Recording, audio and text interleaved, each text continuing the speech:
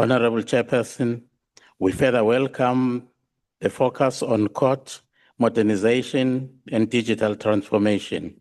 The committee report highlights the importance of implementing integrated justice system components, upgrading ICT infrastructure, and expanding e-service access to the justice system. These reforms are essential if South Africa is to reduce delays and improve case flow management and ensure the justice becomes more accessible and efficient. However, while these commitments are commendable, the reality confronting ordinary South Africans remains deeply concerning. The report itself acknowledges that the justice sector continues to operate under limited real growth with constrained spending affecting infrastructure, ICT upgrades, administrative efficiency, and court modernization. We are particularly concerned that compensation of employees consumes approximately 62% of the broader justice allocation, leaving limited flexibility for infrastructure investment and modernization. This explains why many courts across the country, particularly in rural areas, continue to suffer from inadequate facilities, overcrowding, unreliable technology, and poor maintenance.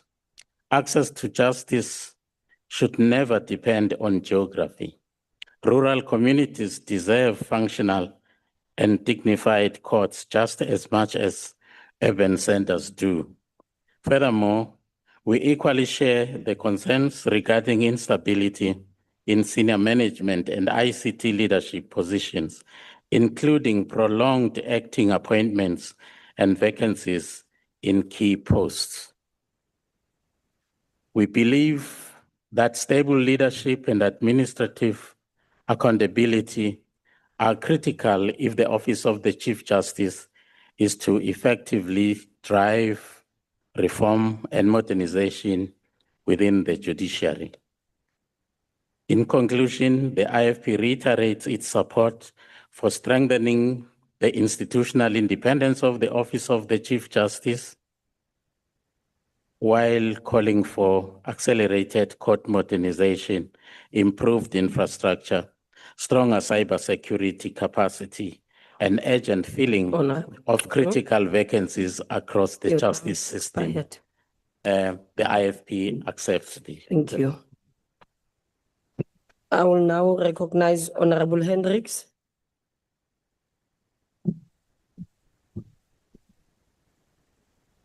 Honourable Shalom, honourable members, the Patriotic Alliance rise today to debate Vote 27, Office of the Chief Justice, a vote that speaks directly to the integrity of our justice system. The Office of the Chief Justice is entrusted with safeguarding the rule of law, yet persistent failure in prosecutions continue to undermine public confidence in our courts. The backlog of cases and weak prosecutorial follow-through have left victims without justice. Delayed prosecution means that offenders walk free while communities lose faith in the system meant to protect them. Justice delayed is justice denied. Corruption cases highlights the cracks in our prosecutorial machinery. High-profile prosecutions often collapse due to poor preparation, lack of evidence management, or procedural failures. This erodes trust and emboldens those who exploit loopholes in the system. The lack of accountability within the prosecutorial arm undermines the very purpose of the Office of the Chief Justice. Institutional failures weaken constitutional democracy, leaving ordinary South Africans vulnerable to crime, corruption, and abuse of power. Honourable Chair, Vote 27 must not only fund the courts, it must ensure that prosecution are effective, timely, and credible. Without strong prosecution, the judiciary cannot deliver justice, and the Constitution becomes a paper promise rather than a living guarantee. Let us commit to strengthening prosecutorial capacity, enforcing accountability, and restoring faith in the justice system. 4, without justice, there can be no democracy. A justice system that fails in prosecution fails its people. Vote 27 must restore accountability and credibility to our courts. Chair, let me also take this opportunity to congratulate the young man from Reiger Park whose soccer career was prematurely ended. Yesterday, he played the same team that ended his career, Bennett Parker, and we all saw the result. So to Bennett Parker, congratulations, and to Amapagania, seksele kangana.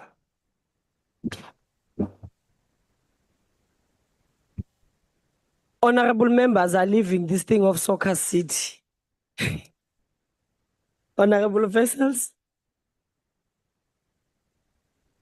Honourable Hendricks is causing divisions in this house, House Chair. No, I can see, I can tell. Thank you, Honourable House Chairperson. House Chair, as we commemorate 30 years since the enactment of our Constitution, we should reflect upon the fact that the constitutionally guaranteed right to access to justice for all remains a distant dream for the majority of South Africans due to the practical failures on grassroots level, including the fact that a lot of our court buildings are collapsing and decaying, security in our courts are non-existent, and obviously as well the fact that there is a significant backlog with regards to court cases. And that includes our superior courts. Chairperson, we have to address those shortcomings to actually give and realize the constitutional right to access to justice for all. The majority of South Africans also experience high legal costs as the barrier to access to especially our superior courts. We cannot allow that and say that we are a constitutional democracy with those guaranteed rights if those realities persist. The other factor is the fact that in our Constitution, we have the enshrined value of the separation of powers, and the independence of the judiciary is a significant part thereof. And whilst it is welcomed that we are transforming and moving more towards a judiciary-led court administration, it is still not enough. Whilst the courts and the judiciary are dependent on public works for its infrastructure, meaning the executive, whilst the judiciary is dependent on the executive authority which is seated in the executive arm of the state, it is not true separation of power. But the Honourable Mani very easily says that there should be financial autonomy. But what does that entail? And we should have a debate about that. What does financial autonomy of the judiciary really entail?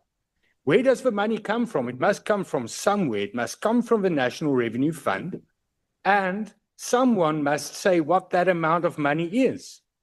So if we talk about financial autonomy, we need a real principled decision of how does that model actually look? How does a true separation of power model really look? Is there and can there actually ever be true absolute separation of power? And a lot of academics will tell you, no, it's not possible. There will always be a certain sense of encroachment between the trias politica. But what we do need to debate is if there is a need for a proper judicial council which determines the budget allocations of a specific allocated budget amount from the National Revenue Fund. That is something that can be discussed.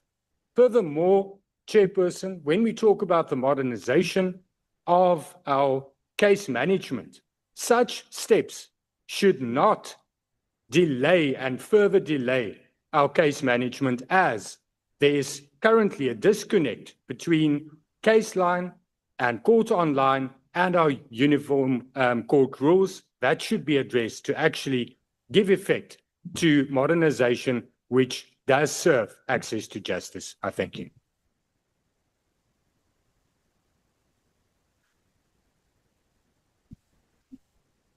The next speaker is Honourable Trollip. Thank you very much, House Chair. One normally comes to meetings like this or debates thinking that most people have read the report. But for those of you who didn't read the report, don't worry, Jimmy. Honourable Manye read it to you in his speech. The Office of the Chief Justice's core function is to provide administrative technical support to the judiciary to make sure that it is effective. The budget barely meets that mandate. The transfer of retained and shared services from the Department of Justice and Constitutional Development is a significant milestone towards the increased independence of this office. But this is undermined by a significant budget shortfall of 57 million rand, which makes it essentially an unfunded mandate. The challenges that were raised universally yesterday in the Department of Justice and Constitutional Development debate remain opposite here.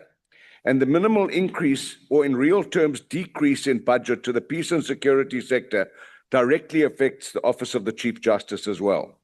This reinforces the concern that the Office of the Chief Justice mandate has increased considerably without the commensurate budgetary allocation, which essentially undermines the endeavour to expand judicial independence.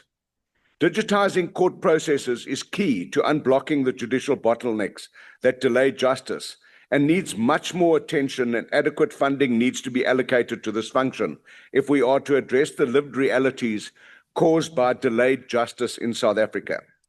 As long as all the courts do not fall under the authority of the Office of the Chief Justice, our legal system will remain a quasi-independent judiciary, especially as the lower courts still remain under the authority of the Department of Justice and Constitutional Development.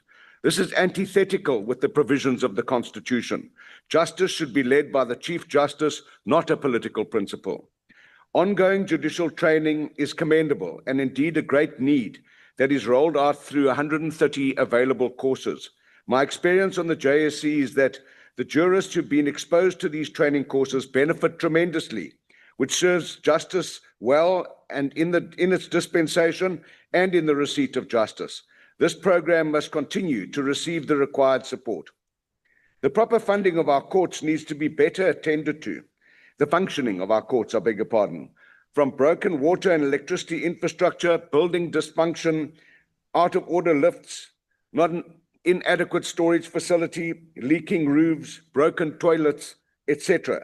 These all demean the quality of justice being dispensed, which impacts practitioners and administrators alike. Lack of proper security has led to murders and assassinations in and around our courts, which is totally untenable and must be immediately addressed. The murder of attorney Shanette Gallican was the last straw and must be the last incident of this kind. Sexual harassment in the judiciary has clearly been a major problem, and the new anti-sexual harassment policy has been widely well received and welcomed. However, there continue to be high-profile cases of this scourge that beg a belief, and they are compounded by confounding findings and judgments. In this regard, we commend the JSC under the leadership of the Chief Justice for their stance on the most recent matter between a judge president of a provincial division and one of his support staff. Justice must be seen to be done, especially in cases of sexual harassment and gender-based violence. ActionSA remains concerned by the underfunding of this important vote, but we are supporting its APP and its budget. I want to conclude by saying I'm perturbed at the turnout of the ANC in this debate. 4 of you. We only got 6 members in my party. 2 are participating in the other debate. 1 is away on party business, laying charges against the president in Limpopo, in the jurisdiction of Phala Phala, and the other one is preparing to ask questions to the president about Minister Tolashe, who expropriated 2 cars without compensation and overtaxed her support staff. Honourable, You send 4 people We are to... here. Honourable We are Trollip, here your in this time has debate. expired. We are here.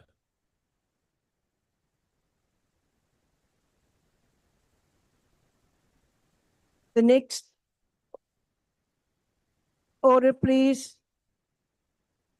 Order, please. The next speaker is the Honourable Deputy Minister of Justice and Constitutional Development. Honourable Deputy Minister. Chairperson, honourable members, I join in the greetings extended by the Minister. Opening the Constitutional Court on 14 February 1995, President Nelson Mandela said, "Today I rise not as an accused, but on behalf of the people of South Africa to inaugurate a court South Africa has never had, a court on which hinges the future of our country." He added that our Constitution rests on three pillars: Parliament, the government, and the Constitutional Court. Each has its specific role to play. Take away or undermine any, and you weaken the whole structure. That is why your independence is guaranteed in the Constitution. Speaking 30 years later at the anniversary of the establishment of the Constitutional Court on the 20th of June, 2025, President Ramaphosa recommitted that we will ensure the judiciary is rightly constituted as an equal branch of government with the legislature and the executive.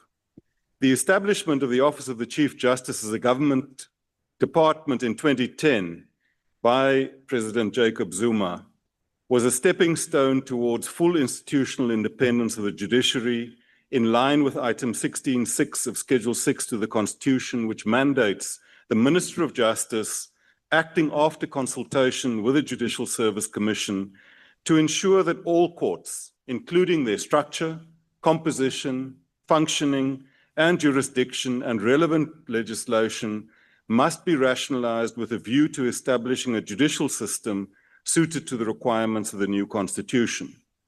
The transfer of functions and budgets from the Department of Justice to the OCJ is proceeding on target. Consistent with the constitutional responsibility of the executive to develop and implement national policy and to prepare and initiate legislation, the department is drafting a legislative framework for a single judiciary and a judiciary-led court administration. The Reverend Martin Luther King said that injustice anywhere is a threat to justice everywhere. Similarly, the independence of the judiciary is indivisible. Indeed, as President Mandela said, the success of the Constitutional Court will depend in large measure on the successful functioning of the ordinary courts. Every court, from the most isolated magistrates' court to the appeal court in Bloemfontein, has a role to play. The letter and the spirit of the Constitution must permeate every aspect of justice in our country. Therefore, at the request of the Minister of Justice, I facilitated an engagement with the Regional Court Presidents Forum and the Chief Magistrates Forum to ensure that this important layer of the judiciary participates actively in the process of defining the form and content of a judiciary-led court administration model. We express our deep appreciation to Chief Justice Maya for inviting representatives of the regional and the district court judiciary to the last heads of court meeting where these matters were discussed. In light of these developments, the introduction of the Magistrates Bill and the Lower Courts Bill will be held in abeyance and aligned with these processes. The transformation of the judiciary over the past 30 years has been profound. In the words of President Mandela, we can say, when we look at you, we see for the first time the many dimensions of our rich and varied country. We see a multiplicity of backgrounds and life experiences. In 2013, the magistracy was 60% Black and 39% female. By 2026, the magistracy is 78% Black and 55% female. The transformation of the judiciary has involved both its composition as well as its values. The South African Judicial Education Institute has played a vital role in this transformation. During the past financial year, it has offered an impressive 136 training courses to current and aspirant judicial officers. These courses cover social context, case management, use of technology and AI, as well as the adjudication and sentencing of offences involving sexual crimes, cyber violence, and online sexual exploitation, trafficking in persons, the Immigration Act, and essential infrastructure, to name but a few. Importantly, it will conduct compulsory training for the entire judiciary on the judicial sexual harassment policy.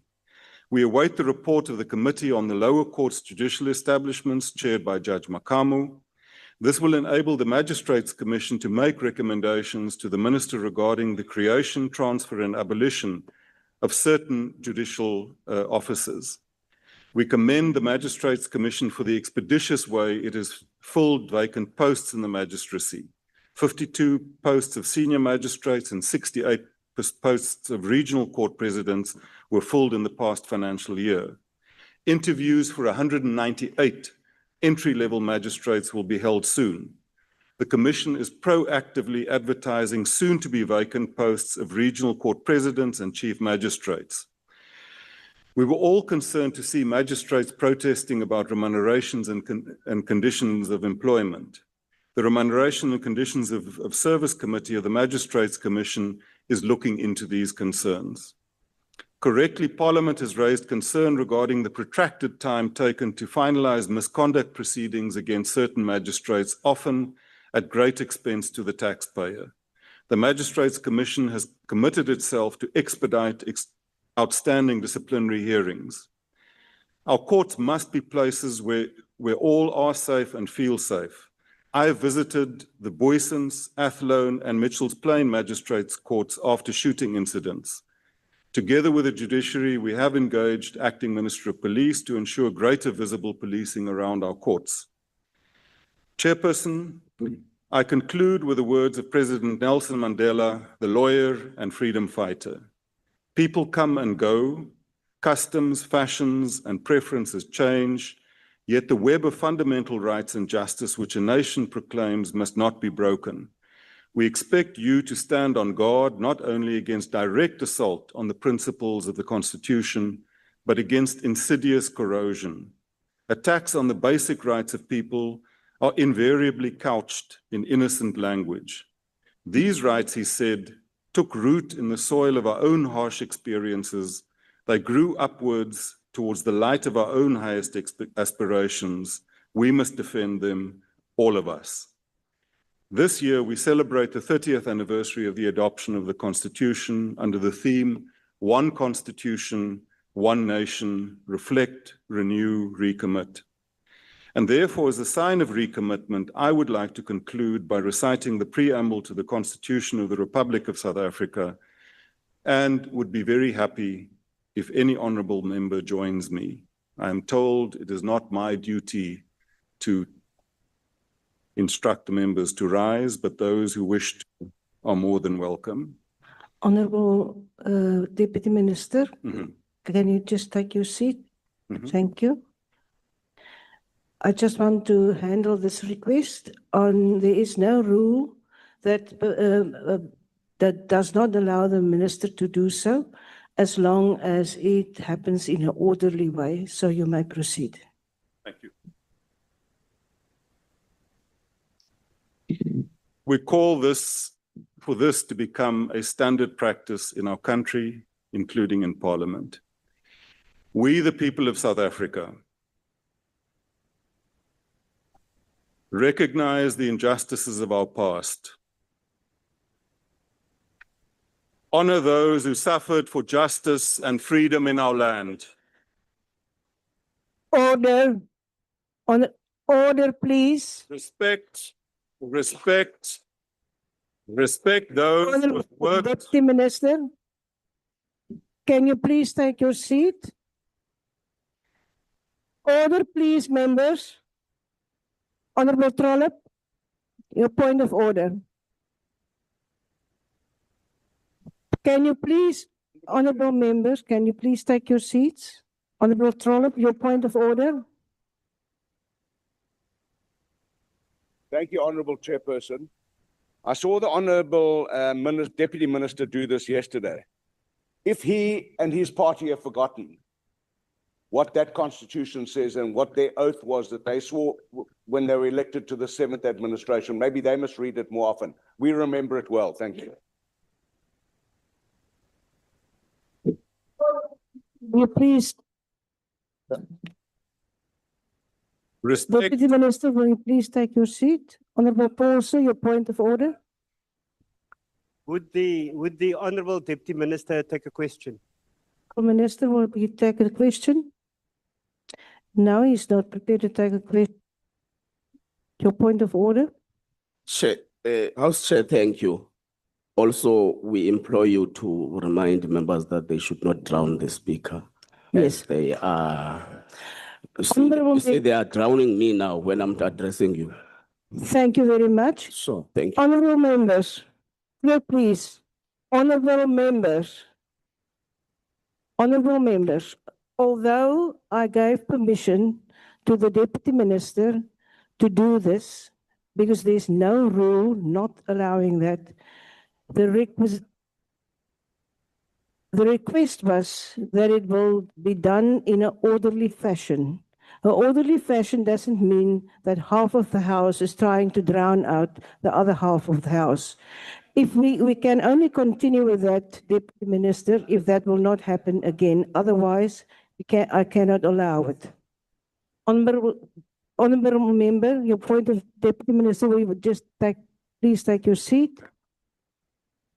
Your point of order, Honourable Member. Chair, I think a matter like this is a matter that is serious, not only to the members of parliament, but to the nation. And it would become untidy when it is done through choice, because it might imply that those of us that are sitting do not respect the Constitution.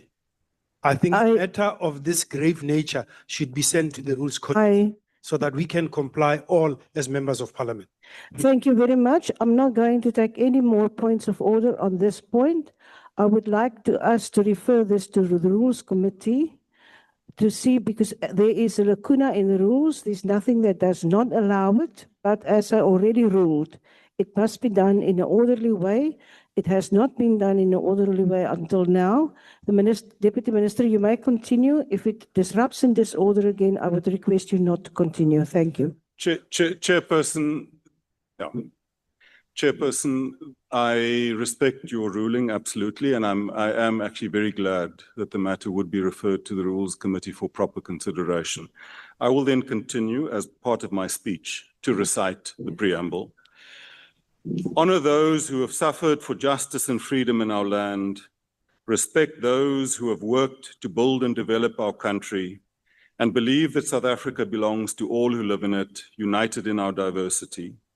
We therefore, through our freely elected representatives, adopt this Constitution as the supreme law of the Republic, so as to heal the divisions of the past and establish a society based on democratic values, social justice, and fundamental human rights. Lay the foundations for a democratic and open society in which government is based on the will of the people and every citizen is equally protected by law. Improve the quality of life of all citizens and free the potential of each person, and build a united and democratic South Africa able to take its rightful place as a sovereign state in the family of nations. Honourable Minister, can you just please take your seat? The Honourable Member on the virtual platform that raised your hand, what is your point of order? Chair, it was Member Dugmore, but my point of order has been resolved in terms of your ruling and the Deputy Minister's response to your ruling. Thank you. Thank you very much. May God protect our people. Nkosi sekelele Afrika. Morena buluka sechaba sahesu. God sien South Africa. God bless South Africa. Mudzimu fatuchedza Africa. Hosi katekisa Africa. I thank you.